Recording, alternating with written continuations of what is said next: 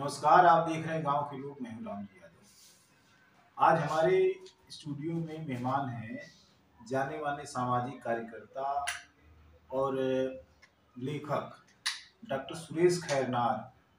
Doctor Suresh Khairnar का जब हम नाम लेते हैं तो यह पाते हैं कि समाज से संबंधित जितने भी मुद्दे हैं उस पर उनकी कोई न कोई राय है।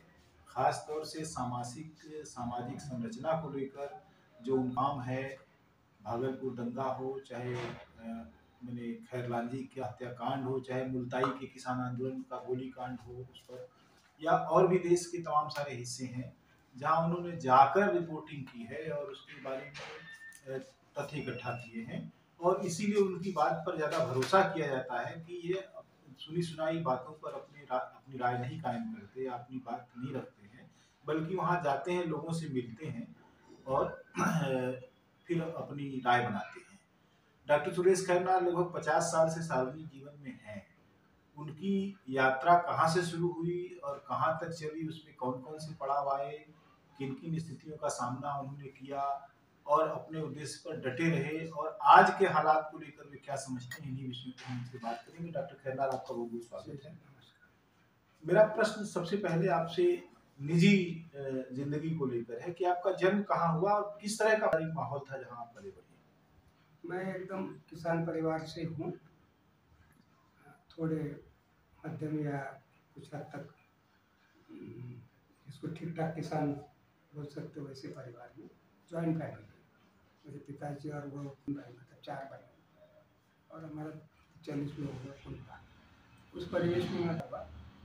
पिताजी को 1942 के भारत छोड़ो आंदोलन के सिपाही रह चुके हैं, तो इसलिए शानुकुलीन मराठा होने के बावजूद वो अपने खादी के जो भी उनके कपड़े, अंडरवेयर, सब कुछ,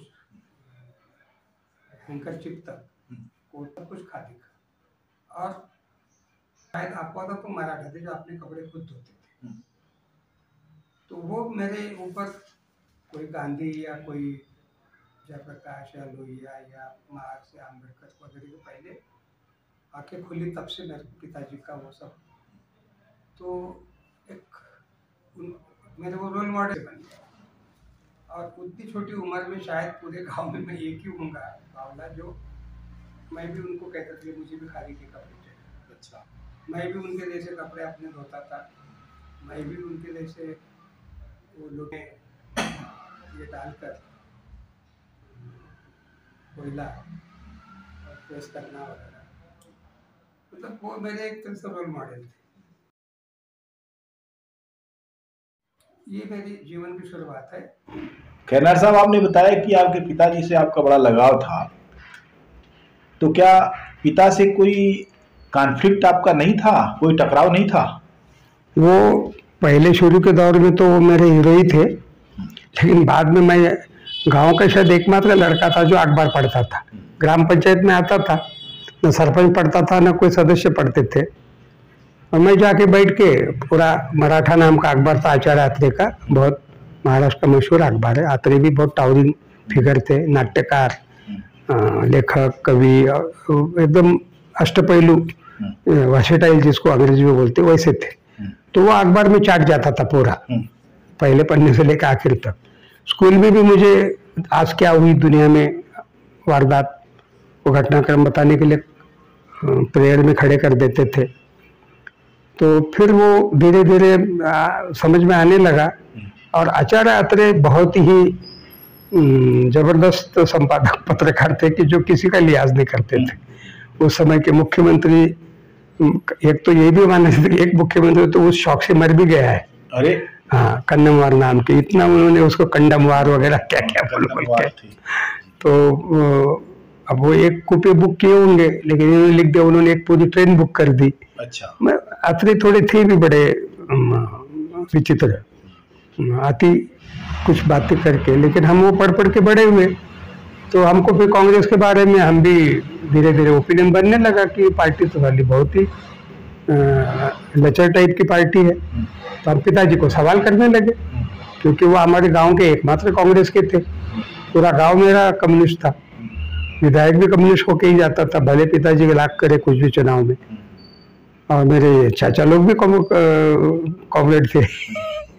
तो मेरे घर में पिताजी एक तरह से अल्पमत में थे, तो गांव में भी शायद थे, क्योंकि कोई उस ढंग से उनके पहल से, लेकिन वो कमिटेड कांग्रेसी बने रहे। तो मैं उनको ये छेड़ता था, क्योंकि मैं 1953 में पैदा हुआ, तो नेहरू जी 64 में चले गए, तो तब मैं कितना 11-12 साल का, तो उस ढंग का कोई नेहरू जी के बारे में कोई ज़्यादा मैं बोल नहीं सकता। लेकिन वो आए थे धुलिया, और इच्छा थी पिताजी के साथ जाकर सुनने की, लेकिन पिताजी को लगा इतने छोटे बच्चों को क्या करेंगे। तो नेहरू को ना मैंने देखा है ना उस ढंग ज़्यादा सुना है, लेकिन उनके बाद जो भी साल भर के लिए शास्त्री जी और तो इंदिरा जी, तो शास्त्री जी का तो मैं थोड़ा मुरीद हो गया था। उनको अखबारों ने इतना उठा लिया सर पे, तो मैं एक कॉपी में उनके फोटो रोज चिपकाते जाता था, उनके बारे में क्या क्या। और 65 का वॉर आ गया तब तक, उसमें वो और थोड़े हीरो बने। तो पिताजी को फिर इंदिरा जी आई उनके निधन के बाद में। उसके बाद में वो जो धीरे धीरे कांग्रेस का जो भी कुछ व्यक्ति केंद्रित, जो आज वर्तमान में नरेंद्र मोदी के काल में दिख रहा है, वो एग्जैक्टली इंदिरा जी के काल में हमने देखा है। One woman party, one man party. तो ये सब हम पिताजी को बताते थे, तो वो अपने ढंग से तर्क देते थे, लेकिन हमारी इस बहस को गांव का बहुत बड़ा हिस्सा सुनता था। अच्छा। हाँ, ये हमारे गांव की एक अनूठी बात है कि दोनों बाप बेटे और चल रही, और बेटा थोड़ा भारी पड़ रहा, क्योंकि मैं लेटेस्ट पढ़ते रहता था, बाद में पत्रिकाएं भी लेने लगा, बाद में और भी मेरा दायरा बढ़ते गया। गांव में का शायद मैं पहला ही कुछ पढ़ाकू टाइप का, मतलब स्कूल वाली पढ़ाई नहीं, ये दूसरी सामाजिक राजनीतिक फलाना ढिमका सब। तो वो चस्का जब से होश आया तब से अपने आप ही किसी ने, उल्टा मैं बहुत ज़्यादा पढ़ता इसलिए मार भी खाया हूँ उल्टा, क्योंकि किसान परिवार, भेजा गया खेत पर, नौकर क्या कर रहे देखो, और हम आम के पेड़ के नीचे बैठ के अपने घुसे हुए हैं। तो आया के पीछे से चाचा या बड़ा भाई वगैरह दे देता था लपड़, इसलिए भेजा तेरे को, क्या कर रहा। तो मैं छुपा छुपा की किताबें ले जाके ये करता था। तो आपके भाई बड़े कौन, कितने बड़े भाई थे? एक बड़े भाई थे, मैं बीच पे था, एक छोटा था। अच्छा। तो बड़ा वाला थोड़ा दिल डोल वाला था, काफी मजबूत, 6 फीट हाइट, काफी मजबूत और बड़ा रॉ टाइप का था। गांव में भी उसका आतंक था और घर में भी था।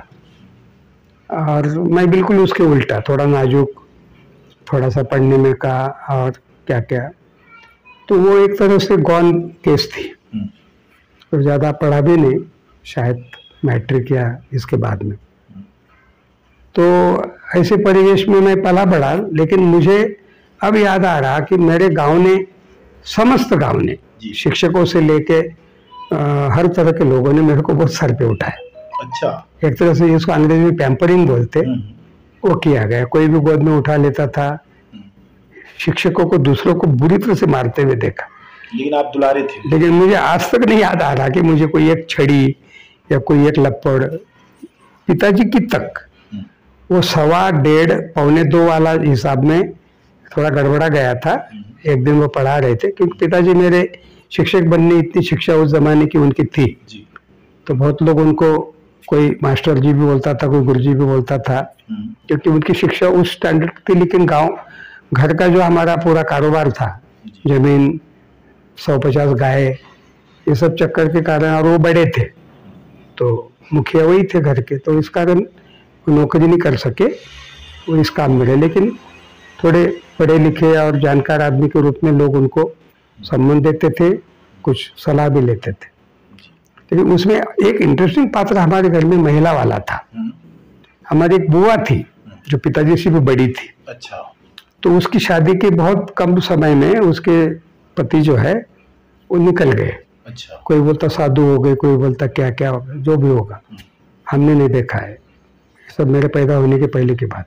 वो जो आई मायके, तो ये सब भाई और सब रहने के बावजूद वो पूरे हमारे घर की एक तरह की ये रही अथॉरिटी, सेनापति।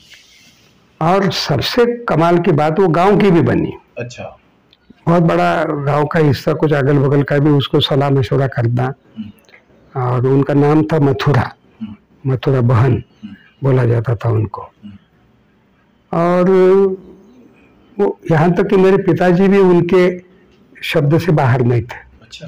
कोई निर्णय भी लेना होता था तो पिताजी को उनके साथ मंत्रणा करनी पड़ती थी, फिर बाद में कोई निर्णय या कोई बात तय होती थी। तो ये मैंने इंटरेस्टिंग एक पढ़ा और मैं उसको इंदिरा गांधी करके चिढ़ाता भी था। अच्छा। कि तुम हमारे घर की इंदिरा गांधी हो, क्योंकि उनके इशारे के बगैर हमारा घर का कुछ भी नहीं होता था। इन सब चीजों के बीच में आपकी माँ की क्या क्या जगह थी? भयावती, भयावती। मेरी माँ जॉइंट फैमिली में की एक बहू और भी दूसरी 3 बहू, मतलब मेरे 3 चाचा थे तो उनकी तीनों की पत्नियां, तो ये 4 बहू। मेरी दादी भी जिंदा थी, वो शायद 100 के आसपास होके मरी। तो दादी, ये ऊपर से ये हमारी बुआ, तो ये तो सुपर वुमन हो गया हमारे घर में। तो दादी और बुआ का मिलकर जो राज था, और वो ये सभी बहुओं के लिए वो इतना पीड़ादायक था। हम इतनी छोटी उम्र में भी दिखता था कि ये बहुत शोषण वाला हमारा घर है, ये सभी बहुओं को बहुत बुरी तरह से ट्रीट किया जाता है। सब हम पुरुष खा रहे पहले चटकारे ले लेके, उसके बाद में कुछ बच रहा है कि नहीं, कुछ है कि नहीं, उसके बगैर परवाह किए। अच्छा, घर हमारा बड़ा अजीबोगरीब था। 40 लोगों का कुनबा था, चूल्हा कभी बंद होते हुए देखा नहीं। 12 महीना 24 घंटे की काड़ी से चूल्हा जलाने का याद ही नहीं आता, सतत उसमें अंगार रहती थी। 150 गाय थी, एट ए टाइम 10-15 गाय दूध देते रहने वाली होती थी, तो सतत दूध का प्रचुर मात्रा में। लेकिन उसका बंटवारा या उसमें घर में देने खाने वाले की, इसमें आज मुझे याद आता है कि I was only one privilege boy, जो मैं चाहे वो कुछ भी कर सकता था। घी खा लूँ, मक्खन के गोले खा लूँ, क्या क्या कर लूँ, कोई मना नहीं। वो ऊपर जो आती है दूध के ऊपर की मलाई, वो भी उठा के खा लेता था, कभी कोई डांट या कोई रोक टोक नहीं रही। लेकिन मेरे घर के अन्य बच्चों के लिए ये सहूलियत नहीं थी। वो भी आज मुझे लगता, अब मुझे अपने आप को बहुत बड़ा मैं हीरो हूँ लगता था, लेकिन अब मुझे वो अपराध बोध है कि मेरा घर संपन्न था, मेरे घर में सब कुछ था, लेकिन मेरे घर में विषमता भी घर के घर में ही बहुत भयानक थी। और उसमें महिला है जिसमें मेरी माँ का भी शुमार होता है, वो हमेशा बहू रही मरते दम तक। वो एक दब्बू औरत बन गई, उसकी पर्सनैलिटी लगभग एक तरह से खत्म हो गई। वो इतनी क्षुद्र हो गई थी बेचारी कि मेरे साथ के जो सामाजिक जीवन के दोस्त लोग आते थे, क्यों आते हैं ये लोग, क्यों है, अपने कुछ है क्या, तो खाने पीने के बारे में थोड़ी कटकट करना, क्या क्या हो। तो हम समझते थे कि इसका ये जो पर्सनालिटी का पूरा जो क्राइसिस है, इसमें ये फंसी हुई है। तो हमको बुरा नहीं लगता था, लेकिन उसकी वो क्षुद्रता दिन प्रतिदिन बढ़ती गई, तो उसकी अभिव्यक्ति ऐसे बुदबुदाने में होती थी। तो उसका रीज़न मैं बहुत कम समय में समझने लगा था कि ये है। और अजीबोगरीब आज लगेगा, इतना मॉडर्न साइंस आ गया। मेरे घर में जाता उससे आटा बनता था, मेरे घर में चावल वो डायरेक्ट खेत का चावल भरा रहता था बड़ी बड़ी कंगनियों में, और वो कुट कुट के बाकायदा ताज़ा चावल बनता था, हथसड़ी वाला। और इसी ढंग की सब चीज़ें, पापड़, बड़ी, सिवैया। हमारी महिलाओं का मुझे ऐसा कोई फुर्सत का समय या उनकी कोई जिसको हम रिलैक्स होके वो बैठे हैं क्या है, बिल्कुल नहीं याद आता है। हम लोग अंडरवेयर तक हमारी बाथरूम से नहीं उठाते थे, पानी का गिलास भी उठाना या रखना तौहीन मानी जाती थी। ऐसे अजीबोगरीब फ्यूडल माहौल में, और वो महिलाएं वो सब काम करेंगी, हमको पूरा हम थाली में हाथ धो देंगे, वही वो उठा के ले जाएंगे। तो ऐसा एक अजीबोगरीब महिलाओं का शोषण का अति इसका सत्यशोधक गाँव। और दूसरी तरफ महिलाओं का मामले की प्रैक्टिस तो मुझे अब ये सब समझने जानने के बाद, पढ़ने के बाद में लगता है कि मेरे भी घर में महिलाओं का शोषण बेतहाशा हुआ है। बहुत झगड़े होते थे। जब मुझे होश आया, थोड़ा बोलने पढ़ने लगा, तो पिताजी बोलते थे कि, तो हम कहते थे कि बंटवारा करो। बहुत उनका ये हो रहा है। तो लेकिन उनका वो एक अहंकार था कि देवराव पाटिल का कुनबा है, पूरे जिले में हमारा नाम है। तो उस चक्कर में वो अपने ईगो में, अपने आंखों के सामने तो उन्होंने नहीं किया। उनके देहांत के बाद में हमने अपना खुद का हिस्सा छोड़ा। हम उनको बहुत पहले से बोलते थे कि मेरा सामाजिक काम के प्रति ज़्यादा ये है, तो आपके पार्टी ने कोई इस देश के सवाल हल किए नहीं, उल्टे बहुत सवाल बढ़ गए। साने गुरुजी को उसके लिए 3 साल में आत्महत्या करनी पड़ी। और मैं साने गुरुजी की स्कूल का हूँ। मैं राष्ट्र सेवा दल का 10-12 साल की उम्र से जाने लग गया था। तो इस कारण सामाजिक संवेदनाएं जो मेरी बनने लगी, तो उसमें मुझे पक्का विश्वास होगा कि कांग्रेस ने आज़ादी के इतने साल के सफर में कुछ इस देश का कुछ भी नहीं किया है, उल्टा बंटाघात किया। और इस कारण मुझे अपने आप को खपाना है व्यक्तिगत। आपकी बहन भी थी कोई? 3 बहनें थी। अच्छा, कैसा रहा उनका जीवन? उसके लिए थोड़ा सा मैं जिम्मेदार हूँ। पिताजी को मैंने आगाह किया, वो जो बुआ हमारे घर आके बैठी थी उसको देख के, कि इनको पढ़ाना है। थोड़ा उनको आखा, चाचा लोग भी खपती कसने लगे कि मराठाओं की लड़कियां क्या नौकरी करेंगी।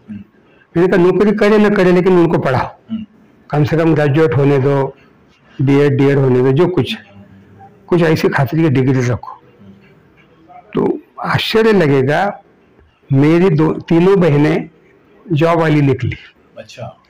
उनकी पढ़ाई हुई अच्छी तरह से, वो पास हुए, बीएड डीएड भी हुए, तो उनको तुरंत नौकरियां मिली। अच्छा। मेरे पहले उनके मकान हो गए, मेरे पहले उनके पास गाड़ी घोड़ा आ गया, मेरे पहले उनका लाइफ स्टाइल में।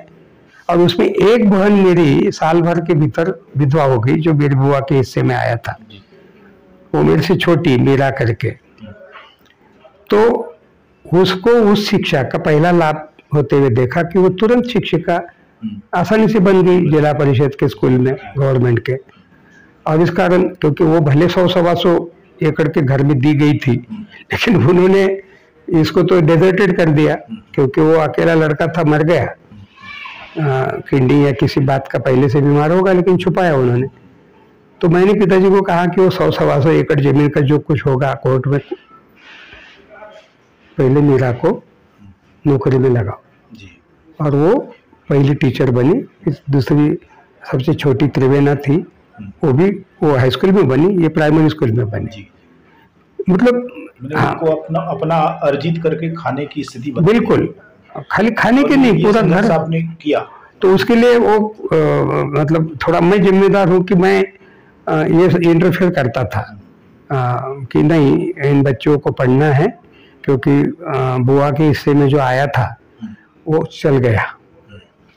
लेकिन अब इनके अगर ऐसा कोई जिंदगी में आ जाए मौका, तो शायद इनका नहीं निभेगा। हमारी पत्नियां जो भी, भाई की, मेरी, अपने किसी की, वो शायद उस ढंग से इनको ये नहीं कर पाएगी और मिजरेबल लाइफ हो जाएगा। तो इसलिए इनको अपने पैर पे आर्थिक रूप से खड़े होने का कुछ ऐसा शिक्षा या ये हुनर, तो वो हमारे घर में आउट ऑफ वे जाके हुआ।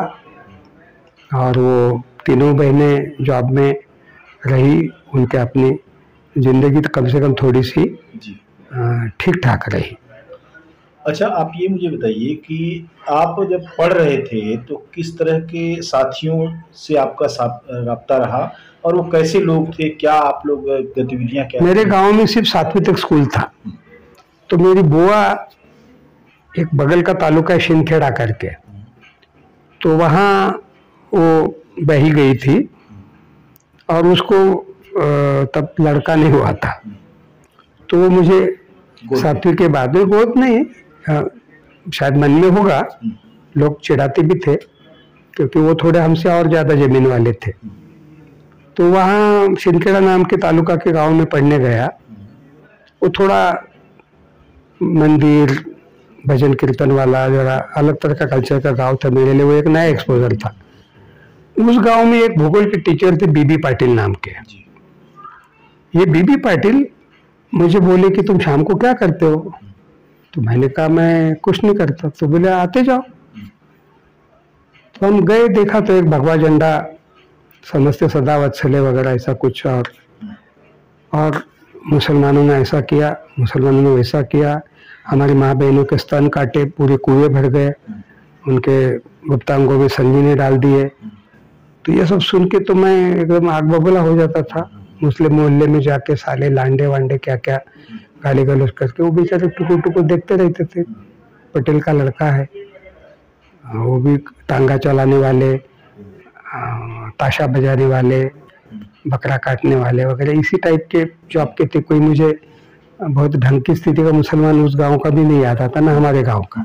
सभी फटियाली मेरे भी गांव में, वहाँ पे मेरे गांव में तो कुली ही देखे मैंने वहाँ भी, लेकिन मैं उनके ऊपर ही तरह से अपनी। और तीसरा वो सावरकर की मेरी जन्म ठेप, माझी जन्म ठेप, वो पढ़ने के बाद तो मैंने संकल्प कर लिया था कि इनको सताने वाला जो येलर है बारी, कर्नल बारी, शायद स्कॉटिश था वो, सेलुलर जेल का, मैंने कहा ये कहीं भी जिंदा होगा ना इसको मैं मारूंगा, इसको मैं मारूंगा। ये कसम खा ली थी मैंने, इतना प्रभाव था मेरे ऊपर। तो फिर मेरे कुछ मुस्लिम दोस्त मेरे को, अरे सूरज बोले हमको भी खेलने के लिए आना है। तो मैंने वो शाखा चालक को पूछा, तो बोले वरिष्ठों को पूछना होगा। तो वरिष्ठों में गांव के वरिष्ठ हो गए, तो बोले अभी थोड़े दिन में अपना स्थापना मतलब दशहरा स्थापना दिवस आ रहा, तो खानदेश के जो बौद्धिक प्रमुख है नाना ढोबल वो आ रहे, उनका व्याख्यान होगा, तो उस समय पूछ लेना उनको। आए वो, बिल्कुल दुटांगी धोती वोती एकदम टिपिकल आरएसएस का जो वैसा वो, और संघ शक्ति कैसे बढ़नी चाहिए क्या वगैरह ऐसा पूरा उनका भाषण था। ये 1965-66 या 67 के दौर की बात बोल रहा मैं। तो व्याख्यान हुआ, तो बोले अभी प्रश्न और उत्तर का सेशन है। तो मैं उठ के खड़ा हुआ, बोले हाँ बोलो। तो मैंने कहा मैं कुछ दिनों से प्रयास कर रहा हूँ संघ शक्ति बढ़ाने का, मेरे कुछ दोस्त आना चाहते, लेकिन ये यहाँ के चालक और ये वरिष्ठ लोग अभी तक कुछ मुझे हाँ ना नहीं बोल रहे। तो उतने में कान में उनके कोई वो लोकल जो भी होगा बड़ा आदमी वो कुछ बता रहा था। तो सुनने के बाद बोले मराठी में नीचे बैठो। मैंने कहा नहीं, मैंने आपको सवाल किया है, मेरे को उसका जवाब दीजिए, मैं इतने दिन से हो गया, काफी लंबी गैप हो गई। मैंने कहा संघ में वरिष्ठों ने बैठने के लिए बोला तो बैठना पड़ता है। मैंने कहा नहीं, मैं सवाल जवाब के सेशन में खड़ा हूँ। आपने व्याख्यान दिया 1 घंटे का, संघ शक्ति बढ़ाने का बार बार आपने उल्लेख किया, और मैं उसी के रिलेटेड बात को ही आपको पूछ रहा हूँ, आप उसका जवाब क्यों टाल रहे हो? अरे बोले आप बदतमीज हो। मैंने कहा मुझे इसमें कोई बदतमीजी नहीं लग रही है, निकलो बोले हॉल से बाहर। तो मैं हॉल से बाहर निकला तो मन ही मन में आहत हो गया। तो मैंने कहा हॉल से क्यों, मैं तो इनके ही इससे बाहर होता हूँ। तो किसी ने कहा कि और एक कोई शाखा चलती है। तो मैंने कहा कहाँ? तो बोले वो हरिजन हॉस्टल जो है ना उसके आंगन में चलती है। तो मैं गया अगली शाम को, तो वहाँ भी दूसरे पाटिल, प्रभाकर पाटिल, सब पाटिलों का ही मामला है। तो वो रिटायर्ड आर्मी जवान थे, आरएसएस में जाता है ना। मैंने कहा हाँ, लेकिन कल ऐसा ऐसा हुआ। अच्छा वो नाना ढोबल आए थे, तुम थे? मैंने कहा हाँ। तो उन्होंने मेरे को गेट आउट किया। मैंने कहा क्यों? मैंने कहा वो मेरे 5-10 मुस्लिम दोस्त बोल रहे थे हमको भी आना है। अरे फिर यहाँ लाओ, यहाँ तो मुसलमान, दलित, लड़कियाँ, आदिवासी सब है, देखो ना 2-4 लड़कियाँ भी थी, यहाँ सबको खुला है। वो था राष्ट्र सेवा दल। तो राष्ट्र सेवा दल कोई पढ़ लिख कर या कोई जान समझ के नहीं गया मैं। इधर जो जो मेरे को गेट आउट किया गया, उसके अपमान के प्रतिक्रिया के रूप में मैं वहाँ चला गया। न मुझे सेकुलरिज्म मालूम था, न हिंदू मुस्लिम और ये वो कुछ, सिर्फ यहाँ मुझे इन्होंने स्वीकार किया, मेरे दोस्तों को भी स्वीकार किया। फिर मैंने कसम खाई कि अब ये जो शाखा है आरएसएस की, ये कैसी चलती है इसको देखते हैं।